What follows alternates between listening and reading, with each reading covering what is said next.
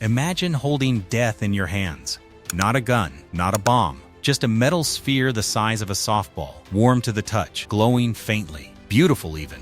But this sphere killed two of the smartest scientists on Earth. And here's the truly insane part. After it killed the first one, they kept using it. They knew it was cursed. They watched it slowly destroy a 24-year-old physicist over 25 agonizing days. 9 months later, they brought it out again. This time, a screwdriver slipped. 1 second of blue light. Then, 9 days of hell. They had to bury him in a lead coffin sealed in concrete because his corpse was too radioactive.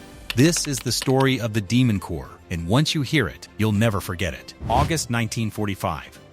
The atomic bombs have just ended World War II.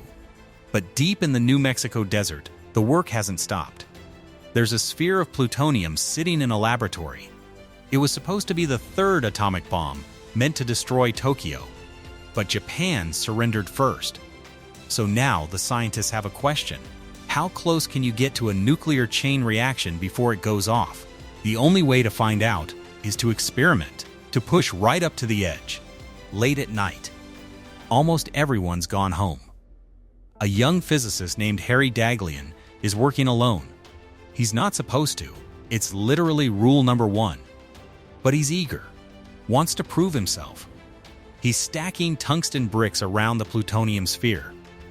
Each brick reflects more neutrons back into the core, pushing it closer to that critical point where everything explodes. He's listening to the neutron counters.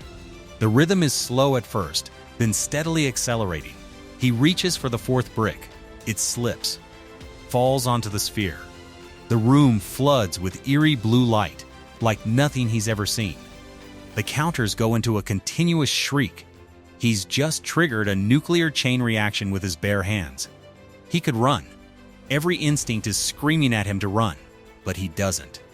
He reaches down and knocks the brick away, stopping the reaction. The light fades. The room goes quiet. He looks at his hand. It's already tingling. What happens next is horrifying. Over the next 25 days, radiation sickness slowly destroys him from the inside out. His hand swells to twice its size, turns black. The skin dies and peels away. His white blood cells disappear. His intestines start bleeding internally. He loses 20 pounds, but he stays conscious almost until the end, documenting everything for science. 25 days of agony and then he dies. He was just 24 years old.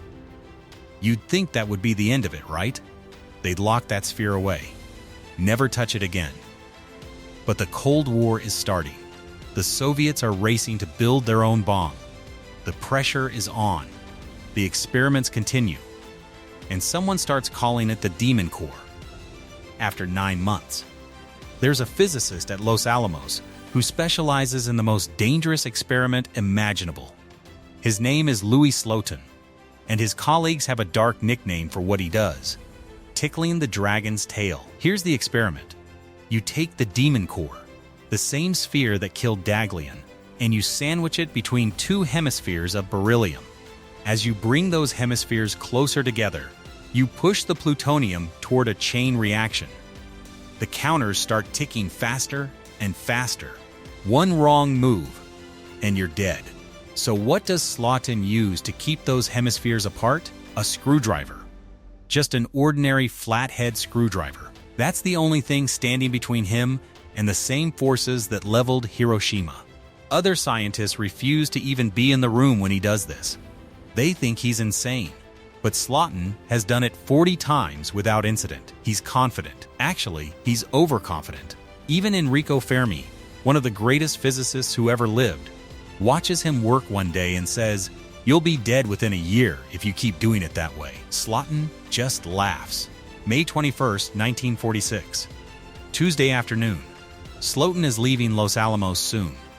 New job, new life. But first, he needs to train his replacement. 7 men gather in a small room. Slotin is going to demonstrate the technique one last time. His replacement, Alvin Graves, stands right behind him, close enough to see every detail. The other 5 spread out around the room at various distances.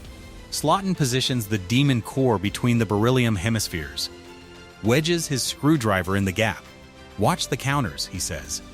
They'll tell you when you're getting too close. The ticking begins, slow and steady. He's lowering the top hemisphere. Closer, closer. The pace quickens. You have to feel it, he says. Trust your instincts. The tempo accelerates, faster and faster. The screwdriver slips, just barely. A tiny rotation. The hemispheres close. Blue light explodes through the room. Not fire, not heat. This impossible, beautiful blue glow that fills every corner. The counters go from ticking to a continuous shriek. Everyone feels it. A wave of heat. A metallic taste. What they're feeling is billions of neutrons ripping through their flesh at nearly the speed of light. Slotin's hand moves on pure reflex. He tears the hemispheres apart. The light vanishes. The whole thing lasted less than 1 second. Silence. 7 men standing frozen. Slotin looks at his hand, the one that was inches from the core. He looks up at the others. His face is completely calm. Well, he says quietly, that's it. Everyone in the room understands what he means.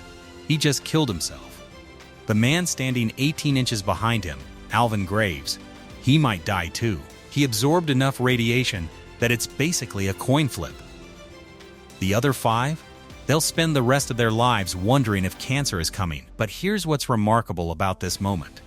Even though Slotin knows he's dead, his first instinct isn't to panic or scream or break down.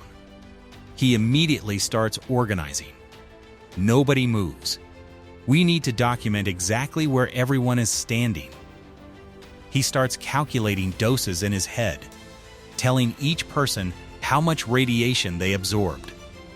He stays calm and professional because he knows that if his death is going to mean anything, it needs to produce data that will save lives in the future. They rush him to the hospital. The doctors know what's coming. They watched Harry Daghlian die 9 months ago in this same building. There's nothing they can do. No treatment, no cure. All they can do is watch and document. The first 24 hours, he seems almost normal. Sure, he's nauseous. His hand is swelling. But he's lucid, talking, even joking with his parents who've flown in from Canada.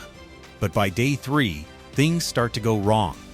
His lips turn blue from internal bleeding. His hand swells to twice its size, this grotesque balloon of dying tissue.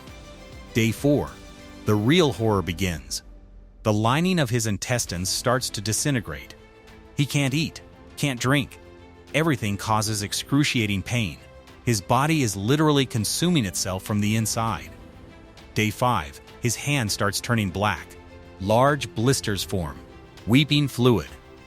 Day 6, his hair falls out in clumps. Day 7, they're giving him blood transfusions multiple times a day just to keep him alive a few more hours. By day 8, the radiation has damaged his brain. He's confused, disoriented, doesn't always recognize the people around him. But in his lucid moments, he keeps saying the same thing. Tell them about the blue flash. That's how you know you're dead. Day 9. His breathing becomes labored. His heart rate is all over the place. His mother was holding his hand, praying. In a brief moment of clarity, he looks at her and says, "I'm sorry." Those were his last words. A few hours later, he's gone. He was 35 years old. But the story doesn't end there. His body has absorbed so much radiation that it's literally radioactive. Dangerous to be near. They seal him in a lead-lined coffin, then seal that coffin inside a concrete vault. They bury him like nuclear waste. And what about the other 6 men in that room? Alvin Graves, the one standing closest, barely survives. Spends weeks in the hospital, could die any day. But somehow, he makes it. He goes back to work at Los Alamos, lives for another 19 years before dying of a heart attack at 55. Was it the radiation? Probably. The others live longer, some into their 70s, some their 80s. But they all carry the same burden. When will the cancer come? They become research subjects for the rest of their lives. Constant medical tests, always wondering. They're the men who survived the Demon Corps. After Slotin died, everything changed. One of the survivors, a guy named Schreiber who was in that room, pushed hard to destroy the demon core. "That thing is cursed," he says. "It's killed 2 people in 9 months. We need to melt it down before it kills anyone else." And finally, they listen. In the summer of 1946, the demon core was destroyed, melted down and recast into other weapons components. It will never kill again. But more importantly, Los Alamos completely overhauls their safety protocols. No more handheld experiments. Everything goes remote. No more working alone. Ever. No more screwdrivers holding back nuclear reactions. Mandatory safety spacers. Radiation badges for everyone. Strict 2-person rules. These protocols, written in the blood of 2 young scientists, become the foundation for nuclear safety worldwide. Since 1946, there have been other accidents. People have died. But nothing like the demon core has ever happened again at a major research facility. The safeguards work. So why did it happen? How could some of the smartest people on Earth make such a catastrophic mistake? Here's the thing about radiation. It's invisible. You can't see it, smell it, taste it. You can't feel it until it's too late. When you do something dangerous 40 times and nothing bad happens, your brain starts to lie to you. It tells you you're in control, that you know what you're doing. Louis Slotin wasn't stupid. He wasn't reckless. He was brilliant, careful, and methodical. But he did one thing 40 times successfully, and his brain told him the 41st time would be the same. But it wasn't. 1 second of overconfidence. 1 tiny slip of a screwdriver. 9 days of agony. Today there's a small memorial at Los Alamos. Most people walk right past it. It's not on the tourist maps, but it's there. 2 names carved in granite, Harry Daghlian Jr. and Louis Slotin. Every year on the anniversaries, someone leaves flowers. Usually it's someone who works with radioactive materials, someone who understands how close they came. Because here's the final truth about the demon core. Those 2 men didn't die for nothing. Every nuclear worker who goes home safe today owes something to the lessons learned from that cursed sphere. Their deaths saved thousands of lives. But the lesson extends beyond nuclear physics. We live in an age of incredible power. Gene editing, artificial intelligence, technologies that can reshape reality. The demon core teaches us that intelligence isn't enough. Confidence isn't enough.